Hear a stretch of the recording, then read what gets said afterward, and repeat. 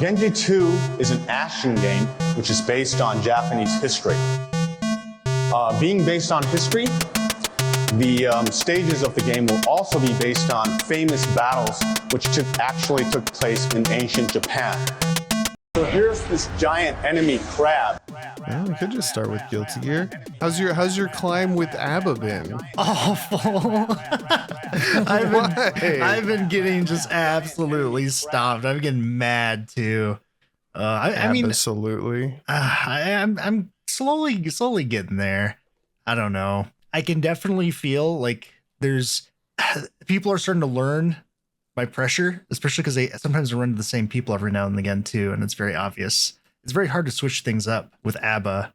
So I'm having it's kind of every character. Like you see how many times like I'll be streaming and I'll beat somebody one round and then they just like perfect me the next 2 rounds. Yeah, like, oh, I got downloaded. I've gotten better, especially because I started watching some more like high level ABBA gameplay, and I started just transforming more, just like make them block like a 5H and then just like roll the dice, like just transform right away, special cancel transform, and then just go in and cross my fingers, like really just roll the dice. And it tends to work out like 60 to 70% of the time, but it's really dangerous. Isn't that what I kind of told you? Is I was like, look, I don't know what this means about your playstyle. All I know is all the ABBAs I fight, they're in like super mode way more often than you are. Like they're in it whenever they can be. Yeah. The problem, have you fought ABBA like a lot yet? Nobody's playing ABBA right now. Yeah. I have not fought any ABBAs. Because the problem with that compared to like how you're probably used to her is they cut how much she's jealous rage she starts with in half, and they also cut down how much she gains, and they also cut down how much she regains when exiting jealous rage manually. So she literally cannot be in jealous rage as often as she used to be, and the matches are longer now because everyone's like a little bit stronger. We don't deal as much damage as we used to. So you just can't be in jealous rage as much. And I'm starting to save my burst more for when I'm in jealous rage, because I have died so many times to just getting comboed while in jealous rage. And then I get out of jealous rage and I get comboed again. That happens a lot. Like people know now. Oh, I keep getting supered too. I got full screen Slayer supered at some point when I untransformed. And I was like, oh, this is gonna hurt. I still gotta get used to it because we'll be fighting. You'll be like, oh no, I'm screwed. And I'm like, why are you? Oh, and I'm never prepared for it. Yeah. And then you just get a free retransform out of them. Like, I think one time you just grabbed me. I was like, oh, you could just messed me up right there. I'm still getting used to it, man. I'm not only am I playing a character that I've just picked up a few days ago, like in earnest, I'm playing like an archetype I've never. Like, this is not the archetype of character I've ever touched. Yeah. Combos and movement, not the thing that I'm used to. So I think I'm still working on it. So like, because we talked about like, I think before, or at least not me and on the podcast, but just in general, like what ABBA needs. Because I think she definitely needs to be buffed. But what I would like to see is to just make the jealous rage mode a bit stronger. Because I think right now, like she has the problem that she has is, it's hard to play the game as normal mode ABBA, but that's like what she's designed to do. Like she's designed to, like, you are going to suffer unless you can transform in a way that leaves you and you can start rolling your game plan, just be like unstoppable monster. That other side though, the unstoppable monster bit does not feel very good. It doesn't feel very strong right now. Compared to even some of the characters that are like at S tier in the game. So I think if they made that a bit stronger and they left everything else, I think it would honestly be fine. Like for as terrible as she is, I think if they did that, like made the reward more worth it. Because right now it just feels like instead of a feast, famine character, it's just, starving to death and like you get a drink of water. And it feels very rough.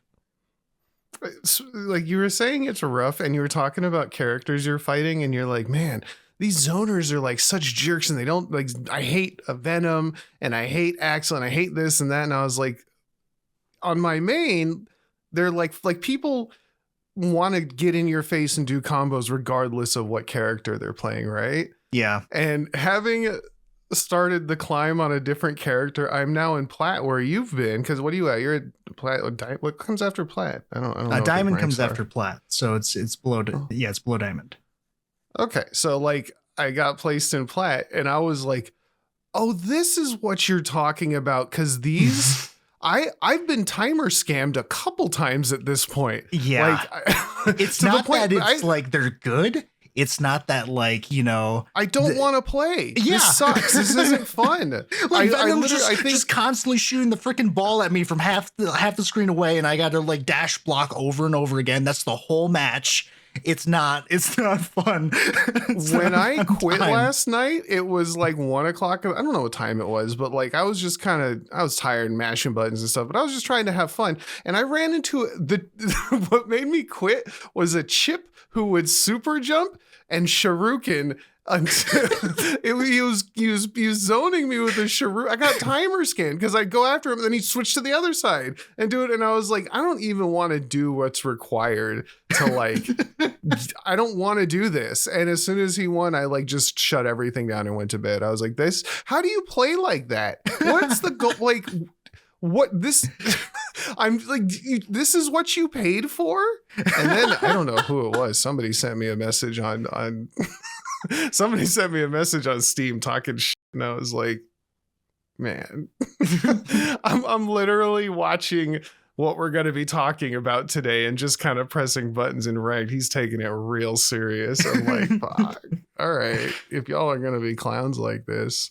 And I said, why'd you send me that? Well, I just wanted to help you. It was something like quit spamming, noob. And I was like, well, okay, now that I've clapped back at you like this is, you're not even going to stand on it? Come on, man. All right. Whatever. It's fine. Don't worry about it.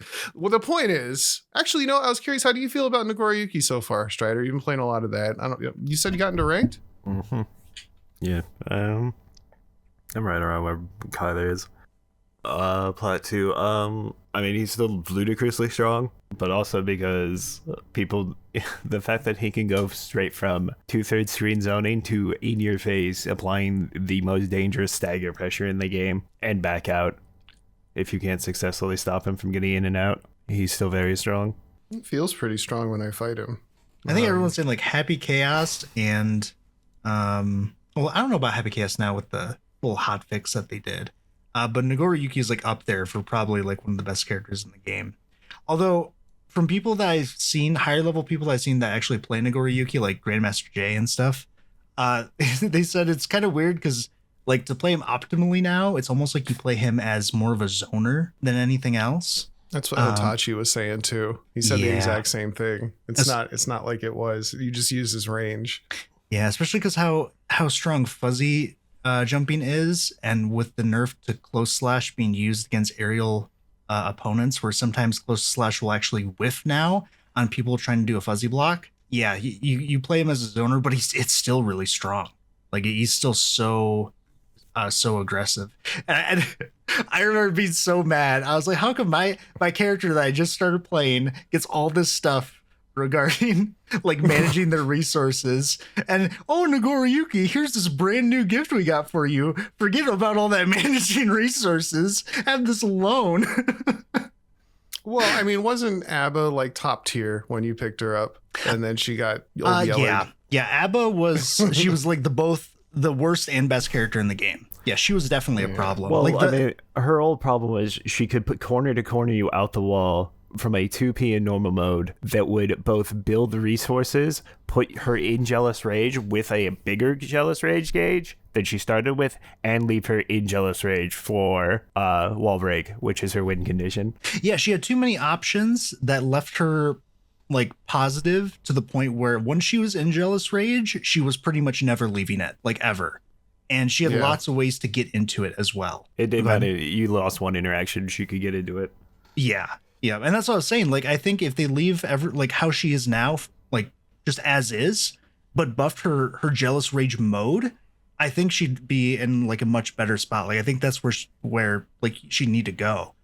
So many people are complaining about how useless normal mode ABBA is, but I think they kind of have the right idea for where she's at currently. It's just the jealous rage mode itself is just like not where it probably should be for how difficult it is to get into it now.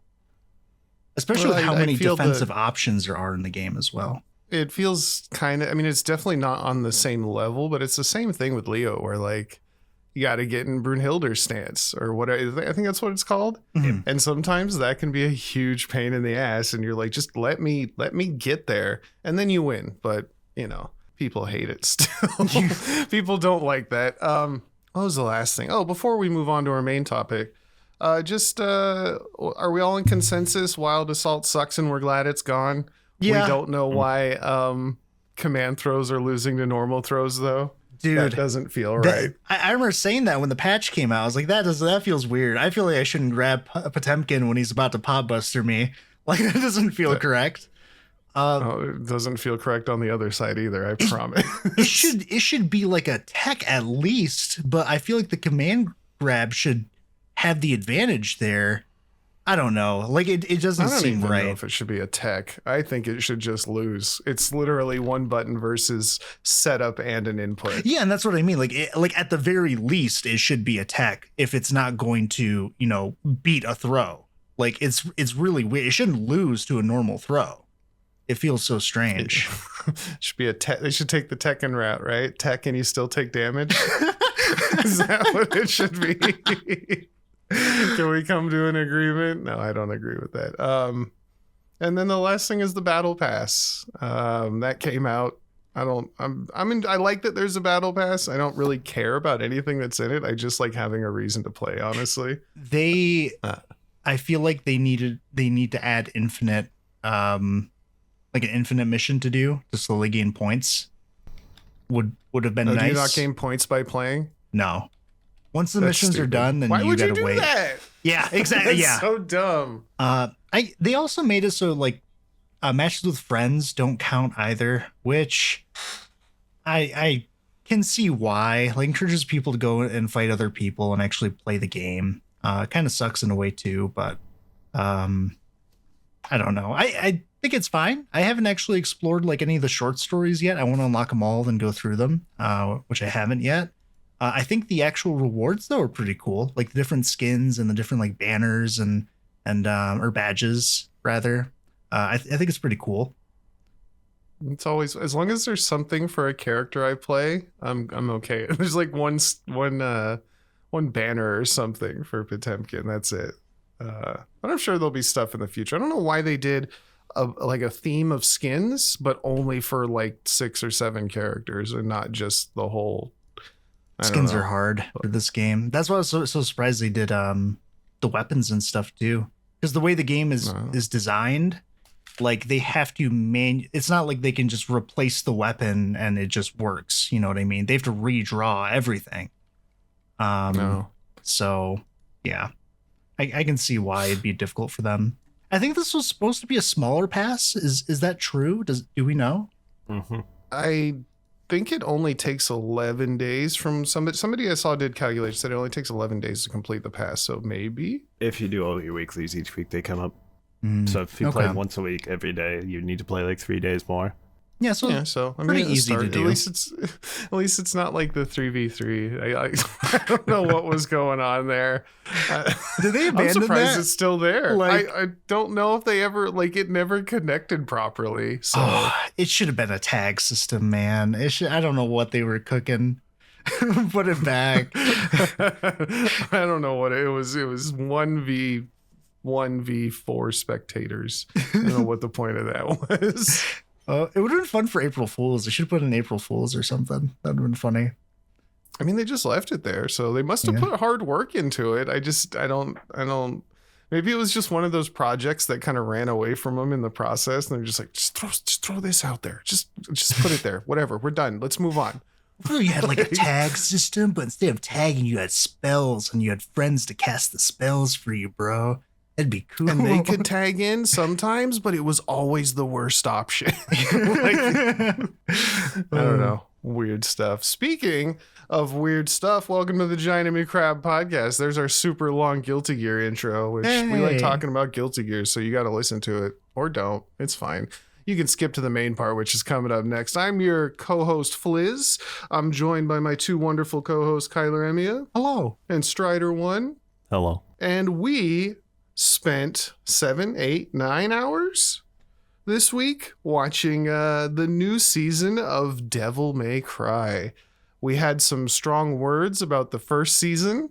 You can go back and check out that episode. We kind of just shit on it the whole time. So knowing that, I specifically went into this going, look, I didn't like the first season, but it was kind of like watching a car crash in slow motion where you just got to look away. And I was like, okay, you couldn't have done, like, you shocked me with how stupid the first season was with writing and character development and like just the fact that it wasn't even Dante focused. I don't know. There was a lot of things wrong with it. So I was like, okay, clean slate. We're just going to walk into this and hope for the best. Can't be that bad. I'm going to have to need y'all to explain the plot to me because I stopped paying attention like 4 episodes in. It lost me, not because of depth, but I just got bored. What is this one about? The first one ends with us bombing hell to American Idiot, and that's all I remember. What was this one? I'll try to explain what I can because I didn't watch the first season. I don't know if you needed to. They didn't really. This was like totally separate. And even then, I still don't really understand what was going on. So yeah, there was the bombing that was the end of season 1. I think we go back into that at some point in the future. I don't know how long it's been. But the army's kind of they're getting rocked. The demons are pretty strong. They're bulletproof until there's more than one of them. That happened. They're just not. So, but like they're sort of winning, but they're also sort of losing. Like I can't really tell, to be honest with you, in that first episode until one of the demons is like, yo, we're losing. We need help. And then it was, oh, okay, they are losing. It was kind of confusing. I couldn't really tell what was going on. Well, because the action scenes kind of didn't lead to anything in particular. There would just be an action scene, and then it would be over, and none of it kind of really mattered to the main plot. Yeah. I remember that they killed the big belching fire demon, and then what? It just went to a whole different area and started doing other stuff. Yeah. So, and I don't know. It was difficult to tell, but basically they were losing. So they went to Big Daddy Mundus, who's like the king of hell, and he's a big angel statue. So he's a big angel guy. Big statue guy. and they're like, yo, we're dying. And so Mundus kills that guy. Don't you dare tell me the battle updates I asked for. Yeah, he dies to that guy. Apparently he was kind of important too, or something. He was like the commander of the guard, but you know, we kind of figured he was gonna die because he was all CGI. Like they didn't bother drawing him. Mm-hmm. So, he definitely looked like a lot of other characters, so we're like, oh well, he's gone. So Big Daddy Mundus came up and is like, nah, leave. And then I think there was just a big explosion, and then they all just died and lost. So I remember something about artifacts, maybe. Yeah, because the lady goes in to steal an artifact, right? Yeah, and then there's this other lady. Her name is Lady. Or Margaret, or something else. What is it? Lady or Mary or another one? And they can't figure out which one they want to call her throughout the entire franchise, so they just use all 3. Yeah. So apparently the whole war is just a distraction for Lady to go in and steal Mundus's cup that he has inside of his chair. Not his sippy cup. I'll take that. He needs that. How else is he going to get his apple juice? So he steals the cup and brings it back to this vampire Dracula? guy. Yeah. Slayer? Sorry. Slayer's in there for some reason. Yeah, Slayer from Guilty Gear. And apparently the cup is like one of the 4 artifacts, or they don't call it that. One of the 4 arcana. I think that's what they call it. The 4 arcana, which are super powerful artifacts that they can use to destroy the angel man of hell, Satan, also known as Mundus. So that's the plan, I guess. And then eventually Vergil shows up because he was baited by one of the vampire's worker women. And she's like, yo, you should go to Earth. And he's like, all right. And he shows up and he immediately gets tasered by American soldiers. Wait, is this before or after Dante hasn't shown up for like the entire first episode? Yeah, Dante's still, he's sleeping. Yeah. Which is pretty sure. Just because you didn't see the first season, it was kind of a running gag that like he'd show up and then get thrown in a cell, and then he'd get broken out, and then he'd get thrown in the back of a van, and then he'd break out of there and he'd get sent to a hospital. Like for a series written, or I don't even know what the creator.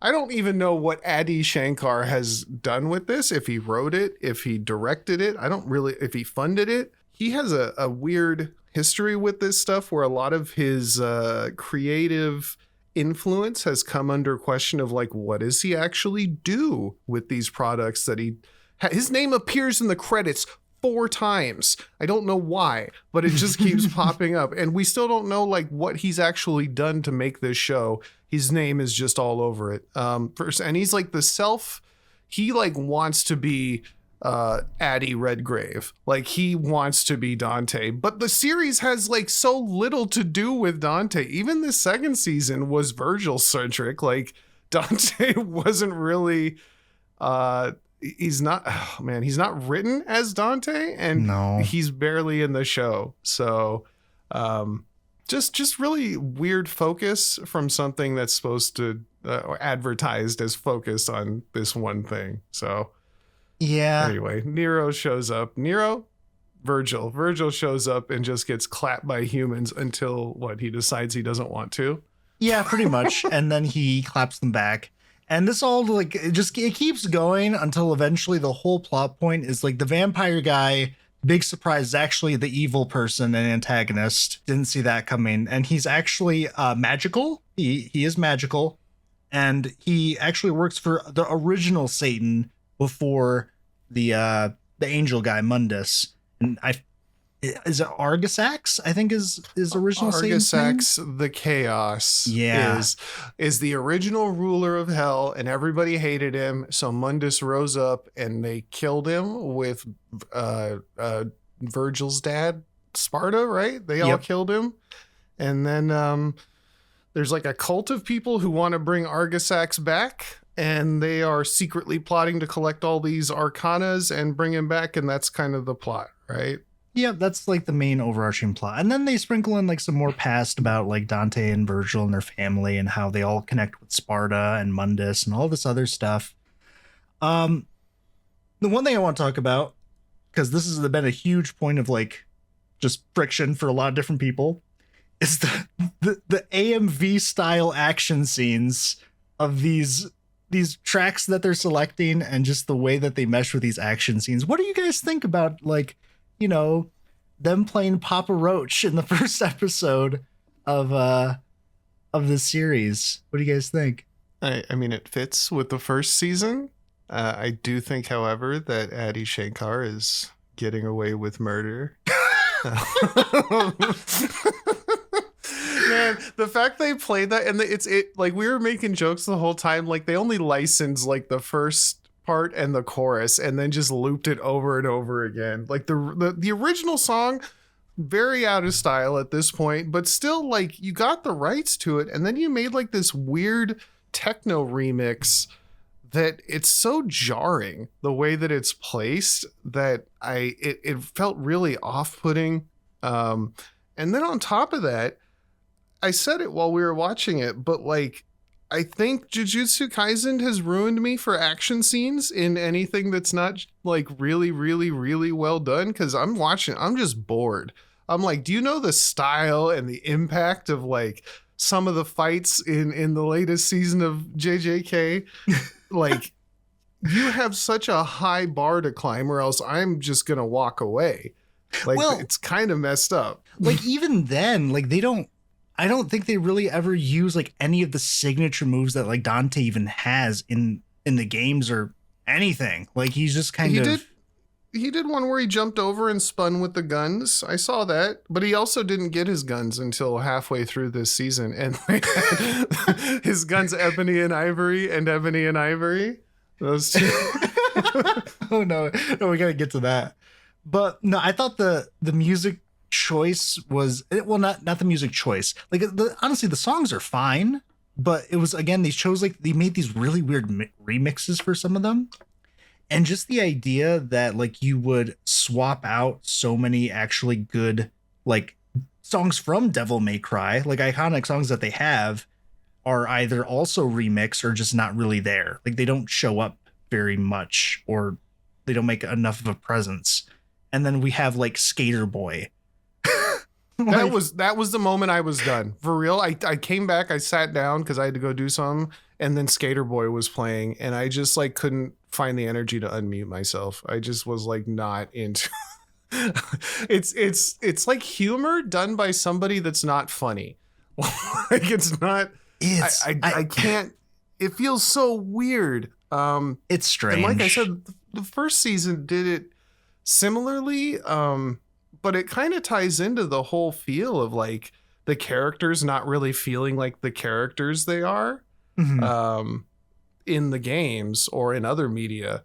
Vergil especially, like the scene where he gets shocked, like I felt like I was remembering the character wrong, because he goes and he gets to these humans and they tase him and they stun him, and he has like a rage, he goes like Super Saiyan from rage, and then it plays like super butt rock and like just starts mowing people down. Yeah. And he's just killing all these randos. It's like a Muso game. And like I don't remember, I thought he was like the cool, like always focused, determined man of few words. Like that was his whole thing. And they kind of took that away. I guess they kind of took away every character's, you know, general feel, which again, based on how this has been represented by Shankar, like he says, I'm the ultimate Devil May Cry fan, and then makes something that doesn't really have any of the characters. It's really weird. Yeah. I mean, honestly, like Dante doesn't feel like Dante either, just watching the show. Like he seemed more like Nero, if anything else. And that could just be the voice actors like getting to me, and that could be why. No, it's the writing too. There was very specifically one scene of Dante and Vergil fighting, where there was like 60 legit seconds where this feels like a Devil May Cry scene. I was on board at that point. It was a good fight. It was they had the right kind of words between them. They had the right attitudes about it, and then it just cuts to nonsense again. I don't know why it was so hard to stick on like how it should be. Like it's very weird. Strider, what do you think? It's a problem. I mean, it also doesn't help that our main character doesn't do anything the entire season. Yeah. He's completely no, reactive. Vergil does a lot. Ladies doing stuff too. Like I think we forgot who the main character is. I'm sorry to say. No, we didn't forget. Adi Shankar forgot. No. He didn't read the title of the series. Like he's a main character or something. He must be. He has to be. He gets so much character development and backstory and all this other stuff. He's on TV. He's on the news. The only like like one of the few fan service moments is them referencing the hair. Yeah, he's the main character. Of course, you can use the fan service moment on him. Like the whole scene where like we were watching, because there's a scene where Vergil comes from hell and then he goes on like Maury Povich and he starts telling the world like, you guys are kidnapping demons, the Americans are kidnapping demons and putting them in Guantanamo Bay. This whole thing is an allegory for America's place in socioeconomics and wars and stuff. And what's weird about that is the scene happens at the end. They're all like, the main Slayer dude makes a phone call. He's like, cut the cable. Don't show people this. But if you watch the beginning of the scene, like nobody, they weren't going to watch this. This randomly appeared on TV. Like they weren't prepared for this to happen whatsoever. And they kind of turned around to watch it. And then by the end, they're like in charge of it. I don't know what we're doing here. That made me so confused because like they see it on the screen and they ask the Slayer, like the vampire guy, they're like, should we stop this? And he's like, no, I'm curious to see what he has to say.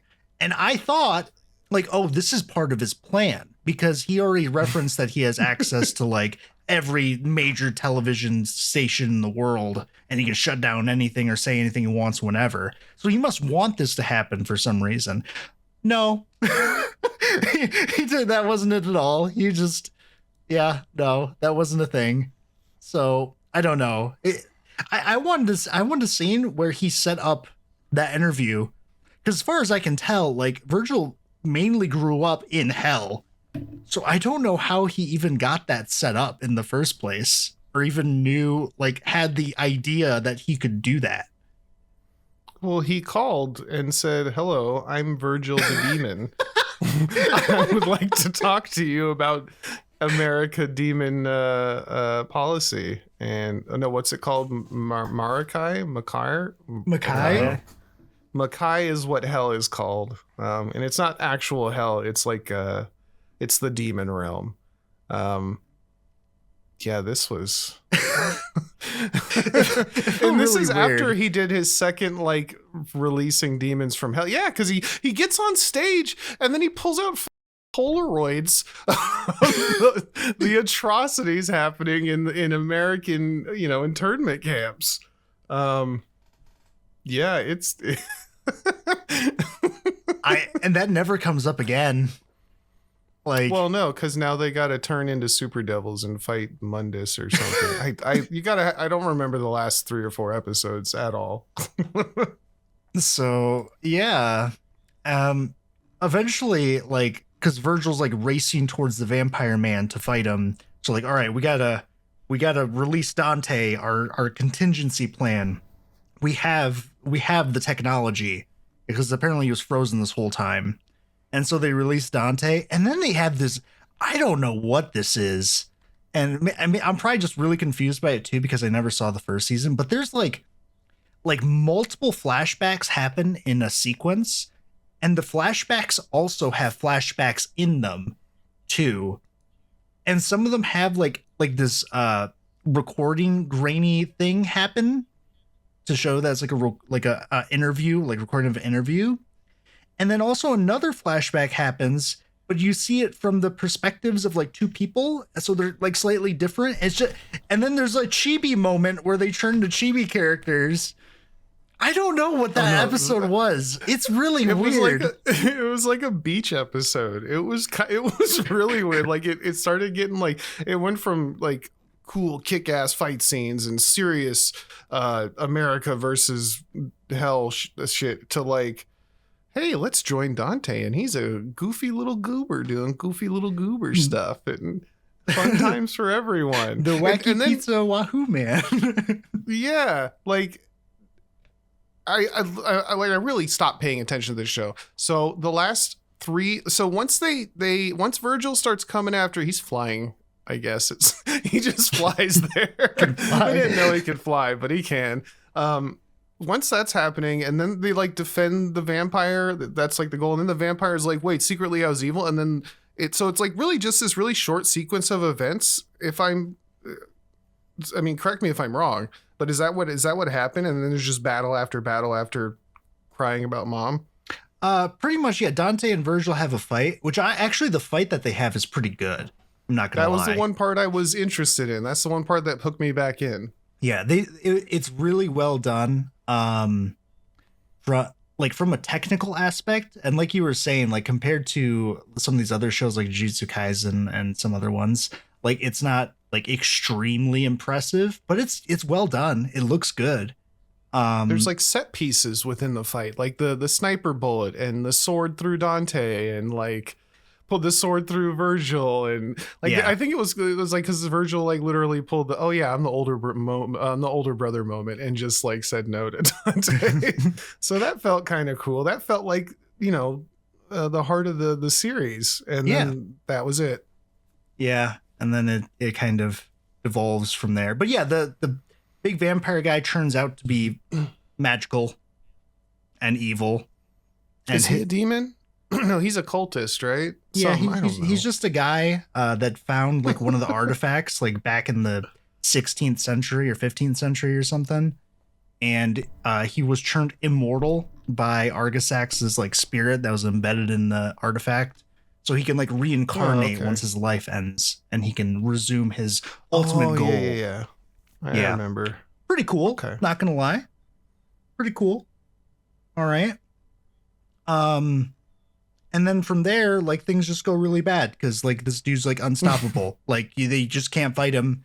He's really strong. He's just beating everyone's ass. Dante can't do anything. He has this weird like mind interrogation scene, which they just never explain how that worked or why it happened, because like as far as we know, he just needs Dante's blood in order to help revive Argisax. But he like interrogates him at some point. And I don't remember why. I'm pretty sure there is a reason. I just don't remember what it is at this moment. I don't remember that at all. Oh, that would be. They have this like MacGuffin moment where they temporarily lose the fourth artifact, but then he gets it anyways. So it just, yeah, it's the pretty much coin flip as he's getting away because he's so slick, and then it doesn't matter. Yeah. Okay. From there, eventually he does pretty much succeed. Like he is able to become like an avatar of Argisax. He's basically this giant, as they even say, he's a giant kaiju that's destroying the city. And Lady, Dante, and Vergil have to team up to try and beat this guy. And then they finally use their devil triggers. And I like that before that they couldn't beat him as a pair. And then Virgil's like, okay, I got this. And then he just goes in alone and gets his ass whooped. He's like, if you couldn't beat it with two people, why do you think it's going to be better by yourself? And it wasn't. And yeah, they eventually like use their devil triggers together to try and beat him up. And the designs are certainly something. Very, very blue and very red. They just kind of look like Power Rangers. And it's funny because they are exactly the same, but yeah, Virgil's is blue and Dante's is red. And they are literally exactly the same pretty much. I think the only difference, like their swords. The swords that they have are like different. That's it. There was the one thing where Virgil's like, he's like, haven't you been using your devil trigger the whole time? And he's like, no, I've only been going half trigger, never go full trigger. And like and he's like, well, here's my full trigger. And he powers up and then he goes after him and still gets his ass whooped. Like there's nothing happening. Yeah. And then they're losing. And then Lady, they have Lady open a portal to Makai after she defeats like the other like demon lady, and the plan is to have Argisax and the vampire dude fight Mundus, bring in the boy to have him fight this guy. So they do that. Shit gets pretty hype because you got like these two titans about to go at it, and they're just like laying into each other until they're not, because Mundus just kills him. And I was like, oh, so much for that. Yeah, there's all this build up to like, you didn't really need to do anything, did you? This was already a given situation from the start. Yeah, I mean, there's like a little bit of a struggle, but eventually Mundus just grabs him by the horn and rips his head off after slicing his throat. Like it's really a no contest, to be honest. It wasn't even close. And throughout this whole series, like you see a lot of like Dante and Vergil remembering their past and talking about it, and eventually it's revealed that Vergil and Dante's mother was killed by Mundus and his minions, and that he had said that followers of Argisax are actually the ones to blame, but he lied to Vergil.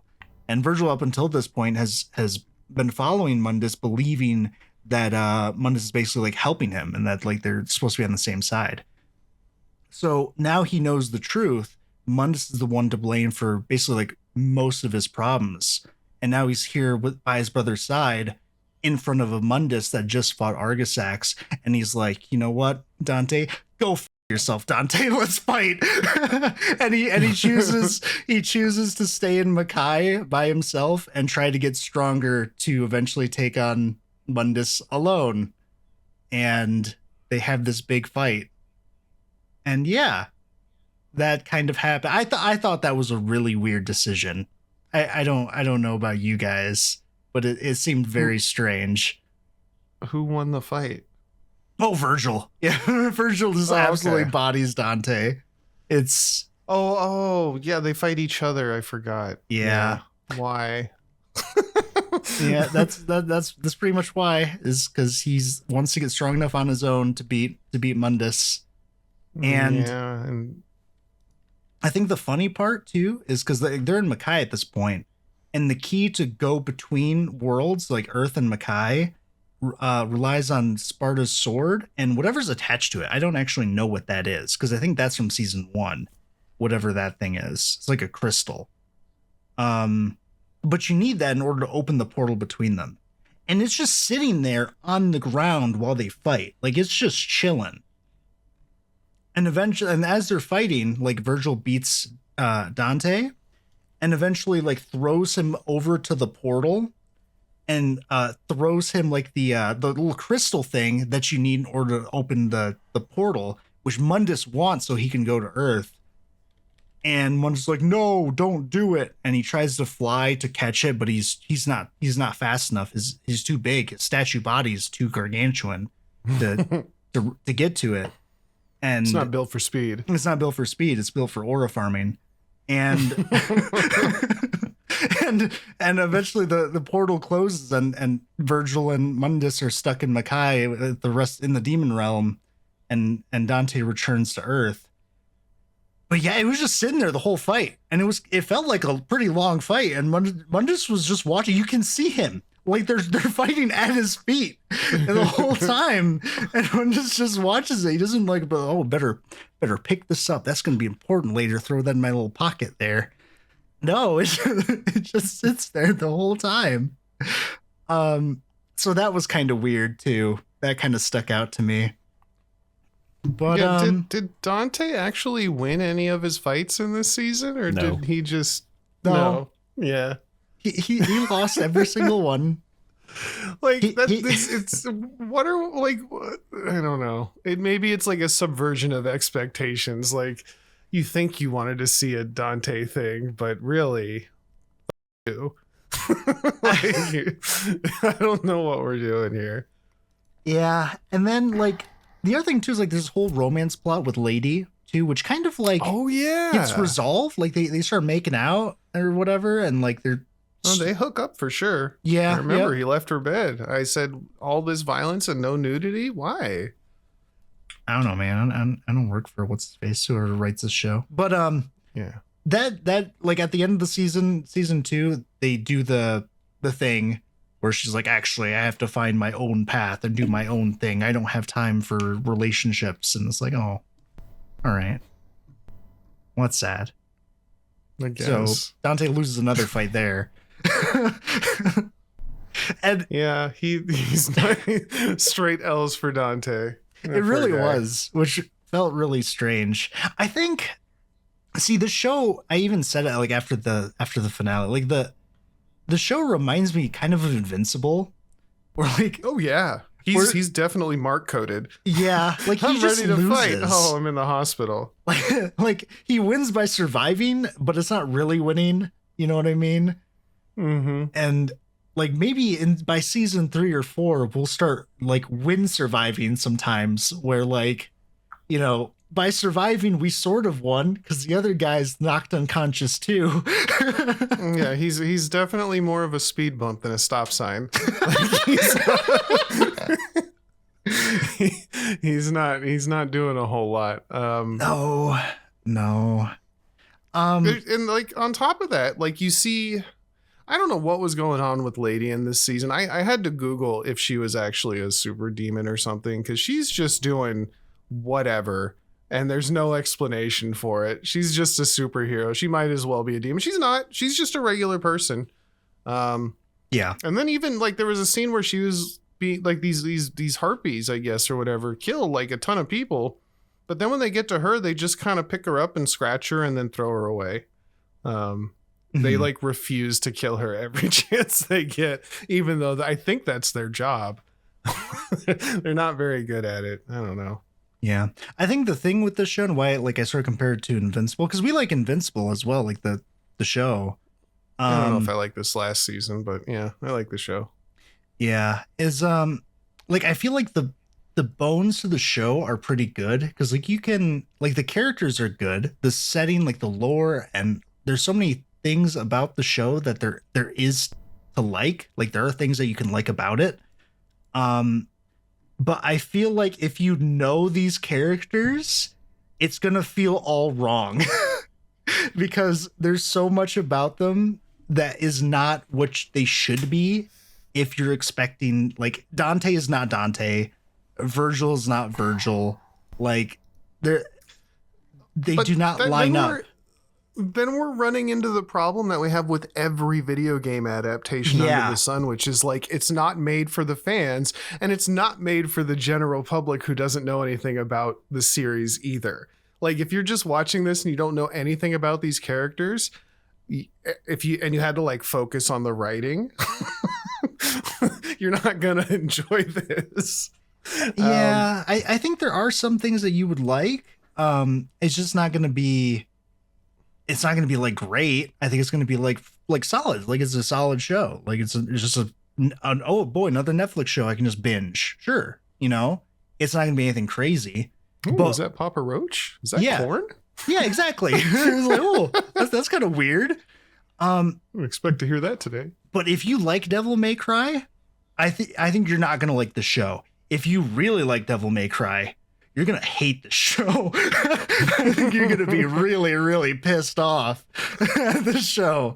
Because, man, they don't give you much to enjoy about it otherwise.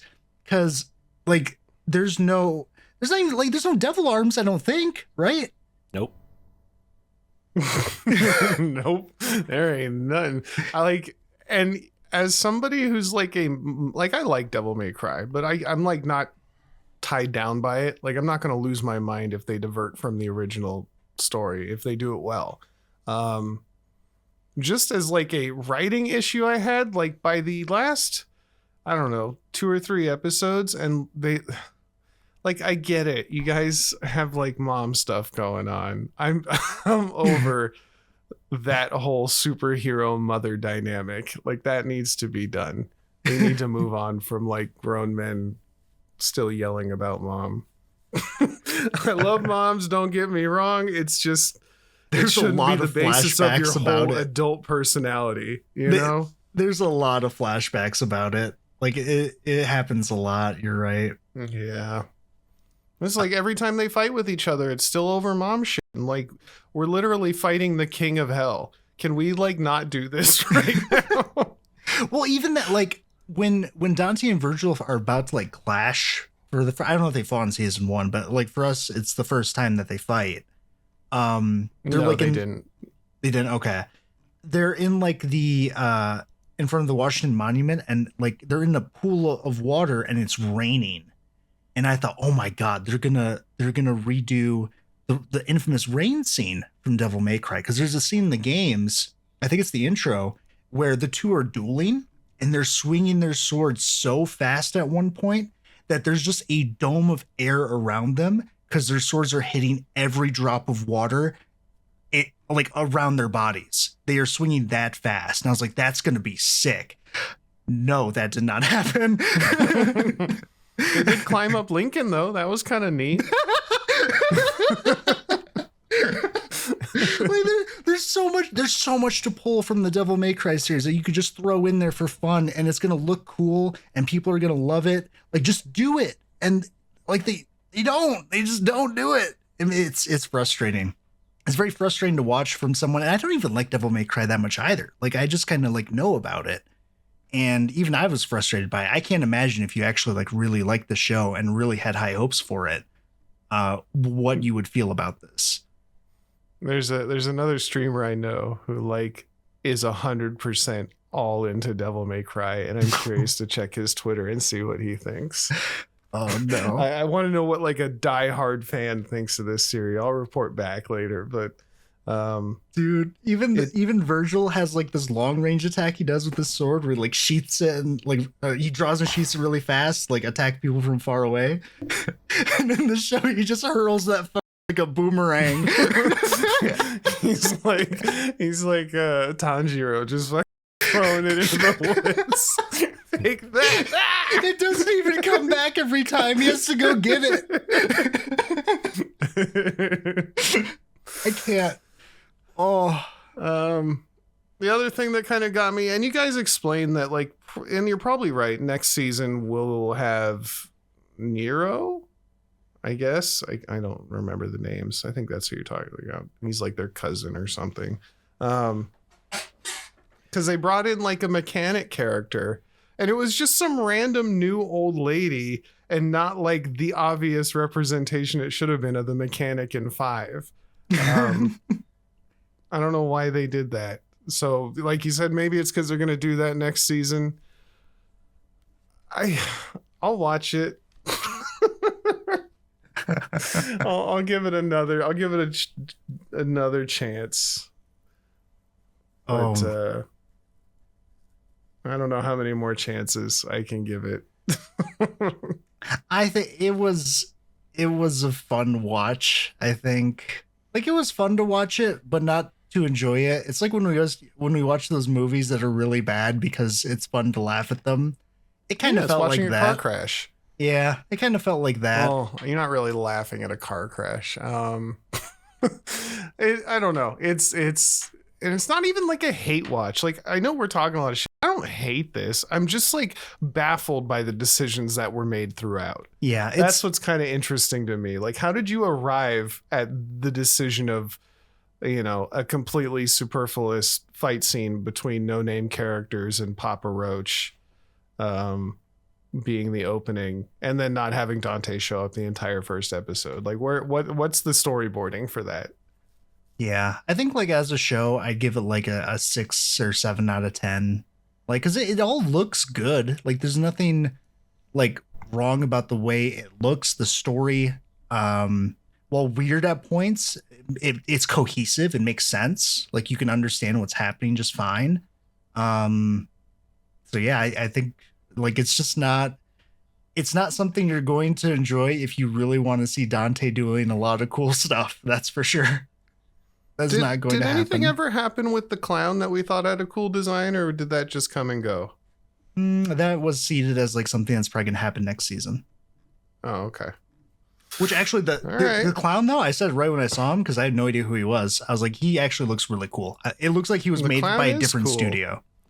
Yeah. Like they cooked. That was the other thing. The characters a lot of times look like they were made by entirely different studios and on entirely different platforms, and the animation would just be like different between characters. I don't know. It was strange. And then the one scene we saw, there's one scene where there's a protest happening, and we ended up pausing on accident, and you could see like they made the crowd, they drew a couple characters and then like copy pasted them, which that happens. I expect that. The problem is they copy pasted like the same character right next to itself like 3 or 4 times in a row, which just screams laziness to me.